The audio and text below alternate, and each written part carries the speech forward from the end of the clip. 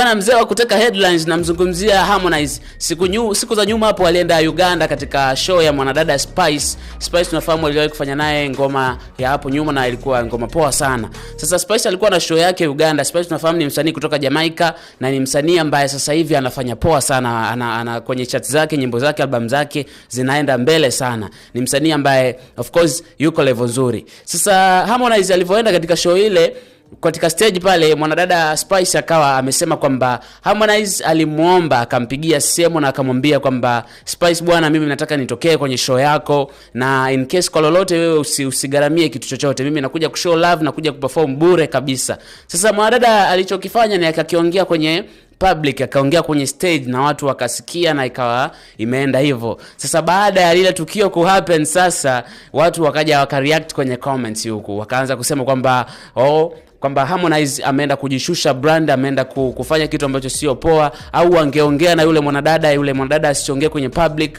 Watu wakawa wamecomment negative sana. Sijaona kama kuna mtu ambaye amecomment positive, ni watu wachache. Tukiangalia bwana, Harmonize ni msanii ambaye sasa hivi ana fight sana kwenda international. Harmonize amekuwa akitoa back to backs, amekuwa akifanya collaboration na wasanii wa nje, ni msanii ambaye ana force kwenda international. Sasa mimi ninachoweza kusema ni kwamba Harmonize bwana hajafanya makosa alichokifanya. Unajua, ili kuweza kuteka wasanii, kuteka mashabiki wa nje, inabidi pia ujichanganye nao. Ukiangalia hata siku za nyuma hapo, Laivani alienda kwenye show moja huko Paris ambayo alikuwa amepelekwa na msanii kutoka Kongo kama sikosei. Sasa ukiangalia huyu ni msanii kutoka Kongo ndo kampeleka kule, na ni msanii ambaye yupo chini, maybe sio mkubwa sana kiivo, ni wa kawaida tu ambaye yupo level ya kawaida, na amempeleka kule akamwalika ni kwa sababu walifanya collaboration ya pamoja.